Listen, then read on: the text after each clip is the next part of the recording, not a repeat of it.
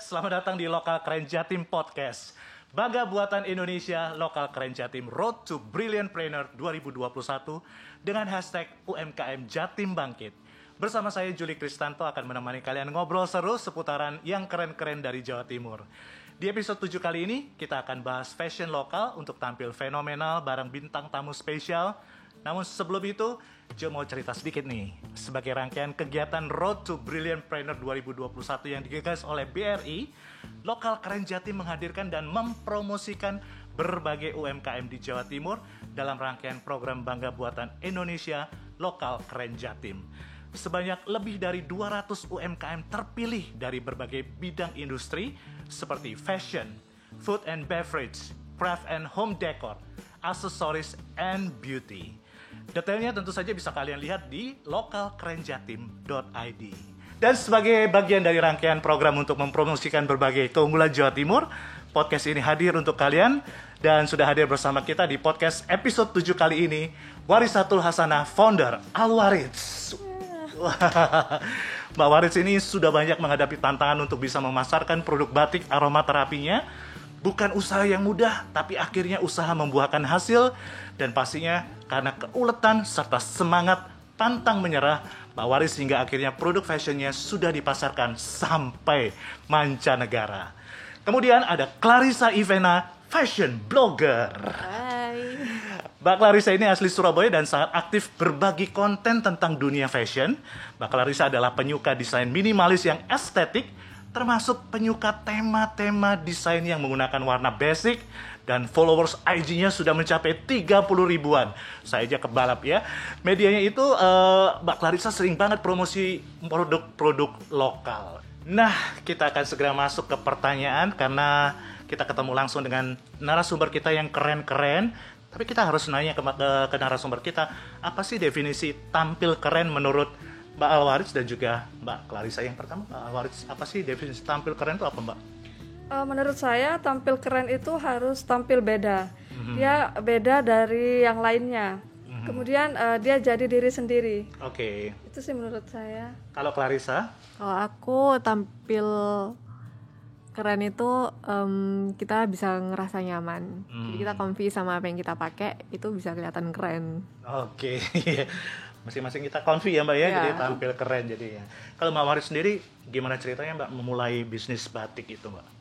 Kalau saya ceritanya itu saat pada kuliah waktu itu tidak ada biaya, jadi harus diberi komitmen oleh orang tua kalau mau kuliah harus biaya sendiri.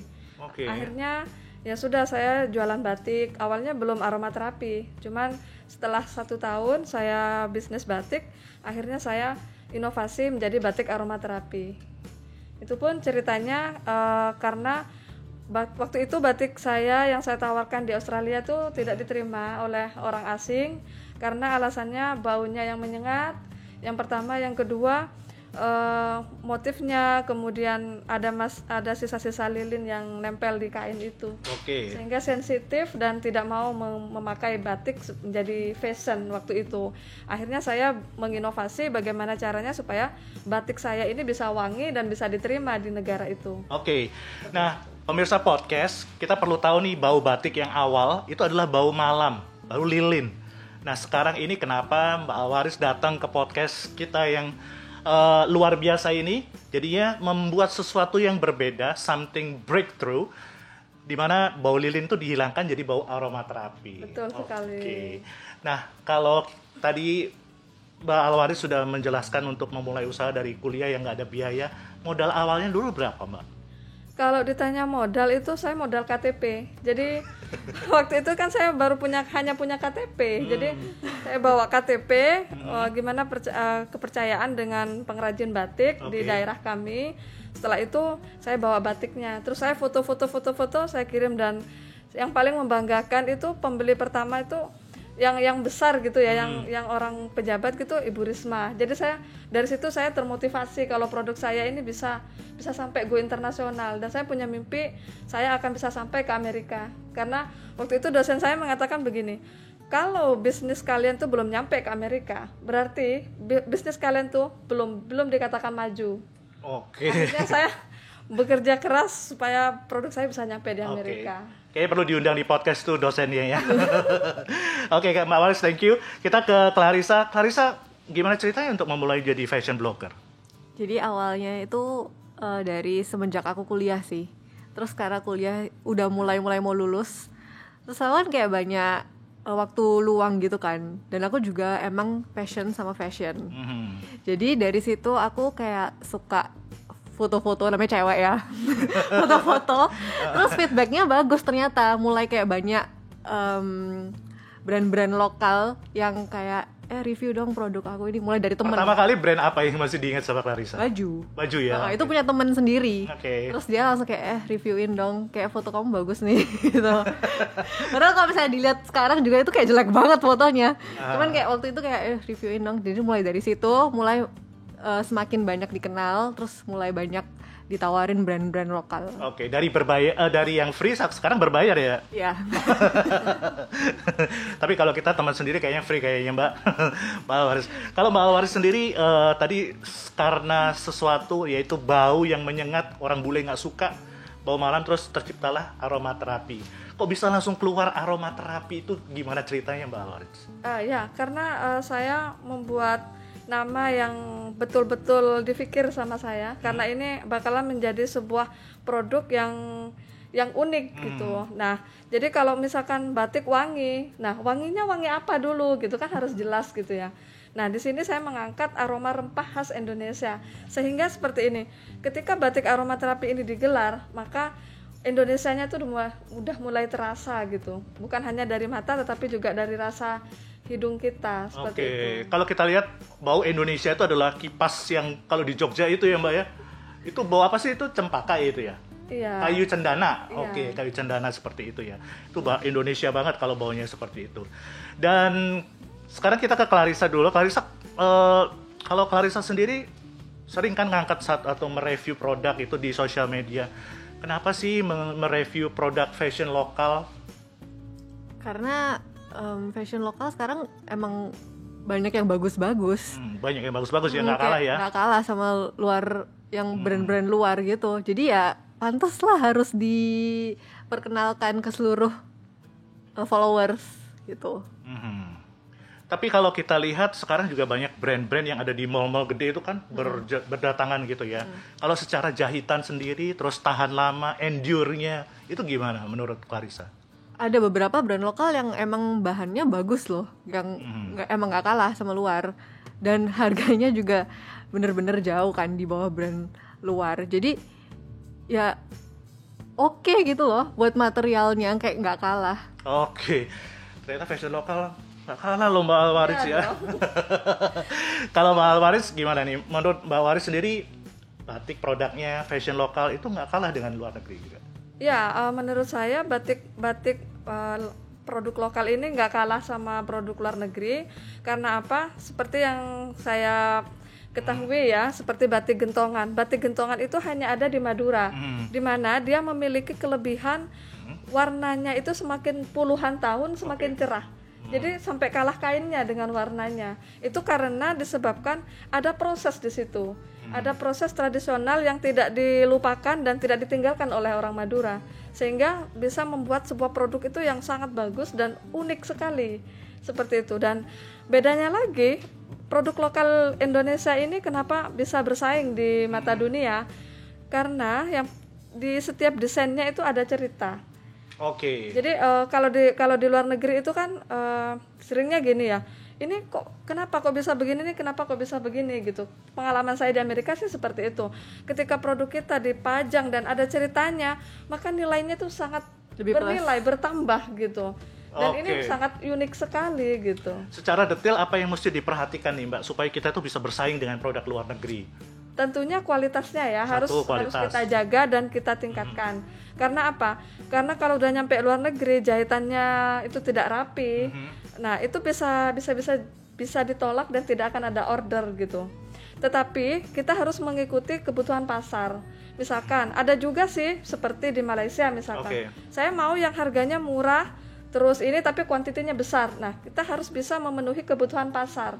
Oke. Tapi tetap tidak mengurangi kualitas yang kita punya. Secara partai mintanya ya. Oke. Ya, Jadi betul. setiap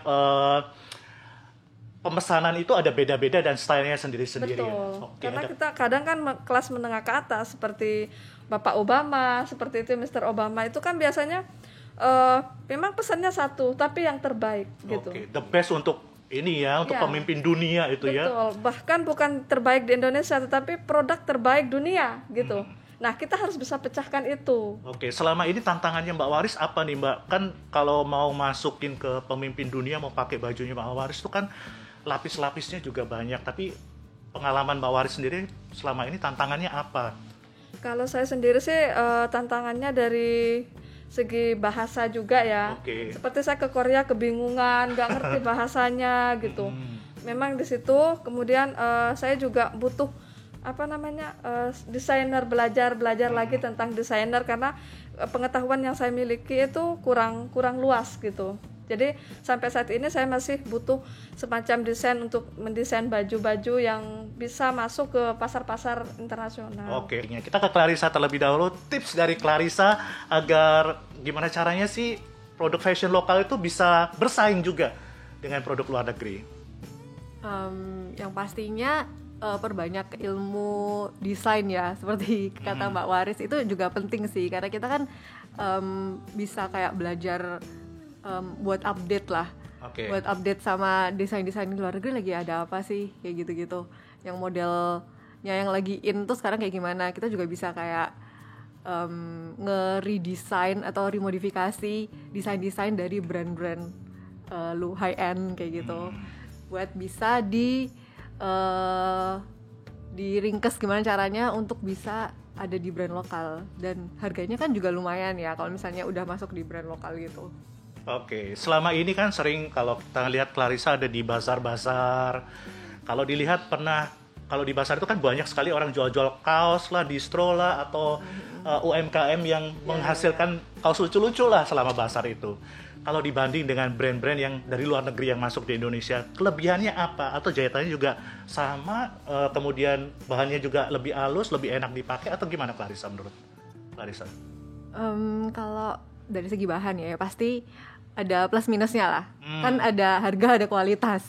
Kalau untuk harga di brand lokal yang berapa gitu, dan kita ngelihat dia kualitasnya lumayan oke, tuh harusnya worth it banget. Oke. Apalagi kalau misalnya dia advertisement-nya, terus kita misalnya lihat di misalnya sosial medianya dia, kontennya tuh kayak bener-bener niat banget, bagus banget, diringkes secara oke, itu juga bisa jadi nilai plus gitu. Nah, sekarang tipsnya nih, gimana sih cari fashion lokal yang sesuai dengan karakter kita? Kalau aku sih pertama ya, kalau menurut aku kan suka yang kayak minimalis gitu kan, nggak yang terlalu nyegrak gitu, terus warnanya tuh juga bukan yang warna-warna yang kayak neon gitu kan. Aku lebih kayak natural gitu. Jadi kalau misalnya untuk batik nih, cari yang warnanya tuh kayak banyak polosnya gitu, misalnya kayak semua putih atau hitam. Jadi tuh oke banget gitu loh. Oke, walaupun polos tapi ada batik sedikit gitu ya. Itu sih cara cari yang sesuai sama kita. Terus kalau misalnya buat warna itu ya kita bisa ngeliat lah dari misalnya kita kayak orang yang lumayan berisi gitu, mungkin kita bisa pakai warna-warna yang agak gelap ya, supaya nggak terlalu kelihatan berisi kayak gitu. Oke, kalau occasion gitu pas milih buat acara tertentu gitu, gimana menurut Clarissa? Buat occasion sih menurut aku gampang banget ya. Kalau misalnya untuk cowok apalagi, kalau cowok kan bajunya itu aja ya, paling cuman kayak jas, blazer kayak gitu aja. Kalau cewek yang mungkin lebih bermacam-macam modelnya, ya itu bisa disesuaikan sama selera kita sih, mau yang misalnya lebih terbuka atau ketutup kayak gitu. Oke, kalau cowok sih mah nggak susah ya, cuman gitu-gitu aja dari ini ya. Nah, banyak sekali yang kita harus lakukan untuk apalagi kalau industri seperti batik, terus kemudian produk fashion lokal, promosinya harus kita gencarkan ya. Kita tanya untuk para pemirsa podcast, banyak sekali trik dan juga tips dari Mbak Alwaris bagaimana untuk mengkampanye produk kita. Perlu nggak kita mengendorse seseorang? Perlu nggak kita memasang di sosial media? Perlu nggak kita memasang juga di marketplace? Kita tanya langsung promosi dan kampanye gimana Mbak Alwaris untuk produknya? Ya, kalau untuk produk Alwaris sendiri itu kita menggunakan online juga di marketplace ya. Kemudian kita juga pakai sosial media, ada Facebook, Instagram, WhatsApp seperti itu, kita aktif semua. Kemudian untuk offline-nya juga seperti yang biasa kita lakukan, kita datang pameran fashion show ke berbagai negara yang mulai dari Malaysia sampai ke Amerika Serikat. Seperti itu. Oke. Kalau untuk yang endorse dan lain-lain itu tentu penting juga karena itu mendukung sama penjualan kita. Jadi seperti produk kita dipakai sama Bapak Presiden, akhirnya wah ini dipakai Bapak Presiden nih, bolehlah saya mau pakai juga seperti itu. Kalau untuk Bapak Presiden begitu, kainnya dari Mbak Alwaris, terus kemudian dibikin oleh desainer atau gimana Mbak? Atau Mbak Alwaris yang membuat? Oh enggak, dari kita kain, kemudian sama Bapak Presiden dibentuk baju, kemeja gitu. Kalau yang ibu negaranya itu dibuat sewek bawahan sama selendang gitu. Jadi sarimbit berdua sama gitu. Betul, ya? sarimbit. Nah, Rek, tak omongi, pasti banyak yang sudah kepingin untuk membeli produknya Alwaris. Kita tanya langsung ke Mbak Alwaris, bagaimana sih untuk cara membeli produknya batik aromaterapi ini? Apa cara nih Mbak? Kita bisa belinya melalui marketplace, kemudian di blog Alwaris itu sendiri. Oh, ada blog juga ya Mbak ya? Ada. Kemudian di sosial media, di situ ada di IG, kemudian di WhatsApp dan di Facebook juga ada di situ. Itu by admin semuanya ya Mbak ya? Iya. Dan juga kalau yang di Amerika itu saya pengen yang free ongkir gitu. Di sana juga ada store-nya di Amerika, itu di Indiana. Di tempat wisata di sana. Jadi jangan khawatir, yang di Amerika ada di sana. Nah, begitulah. Untuk pembelian sangat dimudahkan untuk batik Alwaris.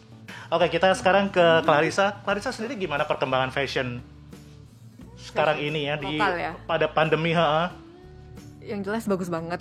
Kita bisa lihat. Pandemi ini malah bagus banget. Oh, waktu pandemik ya. Waktu pandemik tetep lah orang-orang masih jalan juga. Kayak aku gini ya, aku ada brand itu baru buka juga waktu pandemik. Tapi ya jalan. Feedbacknya bagus banget. Ya itu sih. Oke, kalau beli produk fashion lokal, Clarissa beli di mana?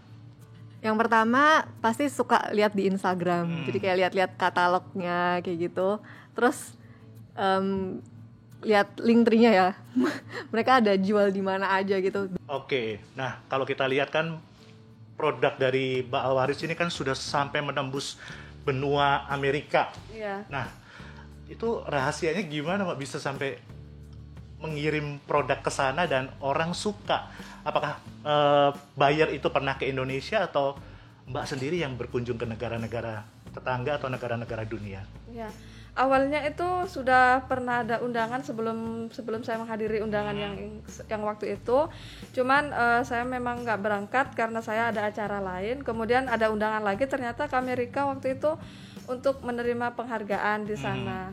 Nah, sebelum saya mendapat undangan ke Amerika itu memang orang Amerikanya dulu yang datang ke Indonesia, melihat ke tempat kami, belajar dan tanya-tanya semuanya, wawancara, dan ini produk unik seperti itu. Akhirnya kami diundang ke sana dan saya juga datang ke Amerika untuk menjadi talk show pembicara di sana dan juga jualan, ada pameran juga. Ada booth-nya juga dibukain sama panitia ya? Ya, betul. Sangat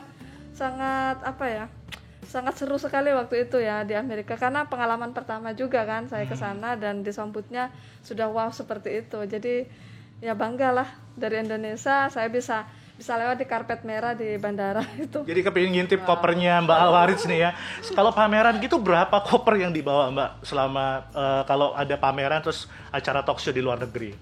Kalau beda-beda ya. Kalau ke Malaysia itu kita bisa bawa banyak sekali karena di situ kita bisa bayar bayar bagasi dan cukainya nanti langsung di imigrasinya gitu. Tapi kalau ke Amerika Serikat itu kita dibatasi. Kita waktu itu cuma bawa 4 koper yang paling besar, sedang, kecil, terus ada koper lain lagi gitu. Oh iya, ini kalau kita ngomong tentang Malaysia nih, para pemirsa podcast, Mbak Alwaris ini punya cerita spesial untuk yang akan dibagi untuk para pemirsa semuanya.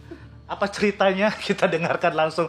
Pengalaman waktu di Malaysia tuh katanya pernah nyebrang Singapura Malaysia ya Mbak ya? Iya betul, jadi waktu itu pas ada acara Ramadan, waktu itu ada acara Raya Ramadan di Malaysia. Saya datang ke Malaysia dan ada telepon juga di Singapura harus diselesaikan juga hari itu. Dan saya langsung pergi ke Singapura. Setelah itu saya langsung dari Singapura menuju ke Malaysia lagi karena harus ada sign kontrak di Malaysia sebelum jam 9 malam. Oke. Dan ketika itu ramai sekali kan, itu kan antri ya, bisnya itu kan antri itu kalau di imigrasi itu ya? Ya di imigrasi itu. Saya lihat ada jalan lain nggak selain lewat sini, saya bilang. Oke. Bisa lewat sana tapi jalan kaki katanya. Ya udah saya terjang aja.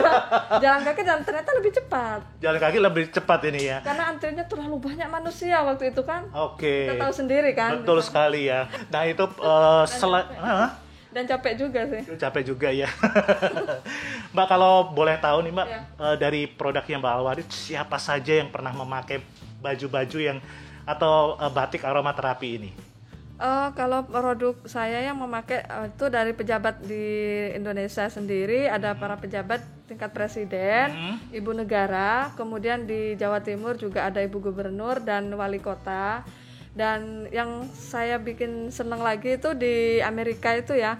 Jadi yang memakainya itu waktu memberikan penghargaan, waktu itu saya mendapat penghargaan di Amerika. Jadi sebagai wanita kreatif dunia. Waduh, oke, luar biasa nih, bangga nih ya.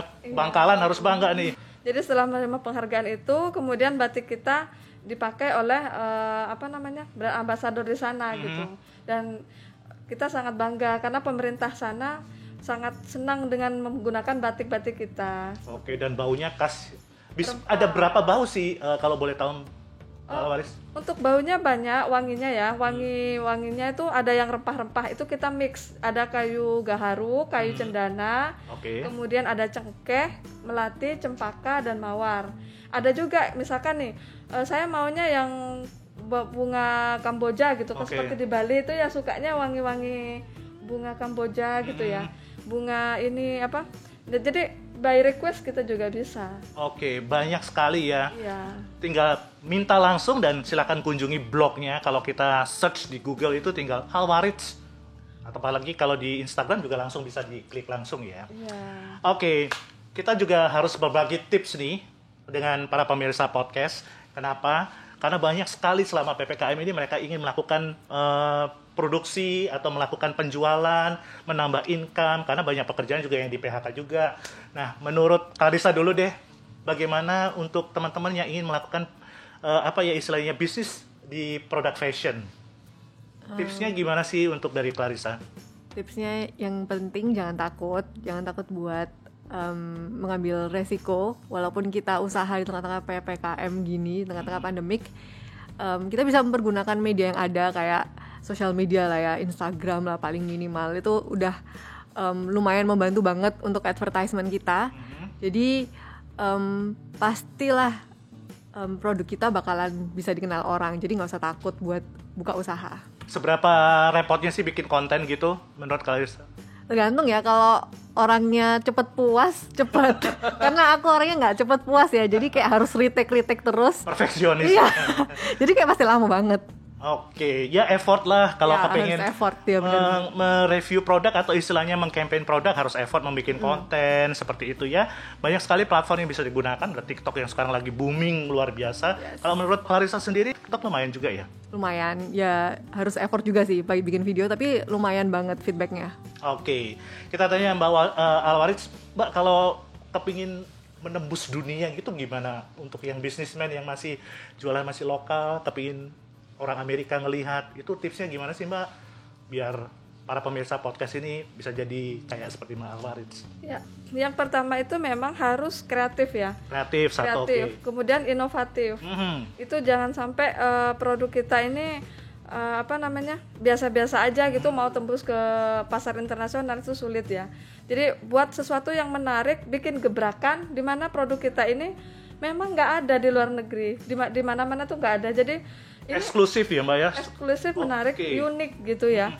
Dan kalau bisa sih pertama dan satu-satunya di dunia. Tentu akan, wah ini apa sih, penasaran. Akhirnya orang itu datang ke Indonesia hanya untuk melihat batik aromaterapi. Selama ini ada bule yang datang ke Bangkalan gitu ngelihat langsung nggak? Iya, langsung. Pernah dari Belanda, pernah. Kemudian dari Amerika itu sendiri, pernah. Langsung beli banyak untuk keluarganya atau gimana waktu? Atau order dulu? Enggak, memang datang langsung. Kita juga nggak tahu karena tidak ada janji temu dulu ya. Langsung datang terus cerita-cerita, pengen ketemu sama saya, langsung cerita-cerita gitu. Dari Malaysia, Singapura juga. Oh ini kok bisa ya wangi gini, aromaterapi kok bisa namanya aromaterapi gitu-gitu. Akhirnya setelah judulnya aja sudah mengagetkan, akhirnya lihat produknya seperti apa, dan melihat produknya ternyata memang wangi dan eksklusif gitu. Akhirnya mereka merasa, wah saya tuh nggak sia-sia dari luar negeri datang ke sini melihat batik aromaterapi. Saya benar-benar bersyukur seperti itu. Oke. Mengagumkan gitu. Mengagumkan sekali. Jadi tipsnya nih untuk para pemirsa podcast, yang paling gampang adalah membuat sesuatu yang unik, nggak pernah dibikin orang lain, eksklusif, satu-satunya. Itu produk akan dilirik banyak sekali buyer ya. Iku loh obrolan seru kita di Lokal Keren Jatim Podcast. Wah, casing unik produk fashion lokal Jawa Timur sudah kita bahas lengkap dengan tips dan triks untuk menghasilkan produk fashion lokal yang berkualitas. Terima kasih buat narasumber kita kali ini, Mbak Waris dan juga Mbak Clarissa yang sudah meluangkan waktunya buat ngobrol ngalur gitu di Lokal Keren Jatim Podcast. Ojo lali loh, Rek. Kegiatan seru Lokal Keren Jatim lainnya, kamu bisa kunjungi website lokalkerenjatim.id buat lihat virtual expo, juga akeh aktivitas lainnya. Kalian juga bisa ngobati kangen Jawa Timur dengan check out berbagai produk UMKM khas Jawa Timur sing api-api nemen, sing wake lho rek. Tunjukin kalau sampean itu bangga sama produk lokal Jawa Timur sing api nemen rek. Apalagi kalau belanjanya pakai kartu BRI, wake lo diskon nih. Dan buat kalian semua yang masih penasaran siapa lagi narasumber selanjutnya, tonton terus Lokal Keren Jatim Podcast hanya di YouTube channel Bank BRI dan Instagram @bankbri_id. Saya Juli Kristanto, sampai jumpa. Lokal Keren Jatim, UMKM Jatim bangkit. Dadah.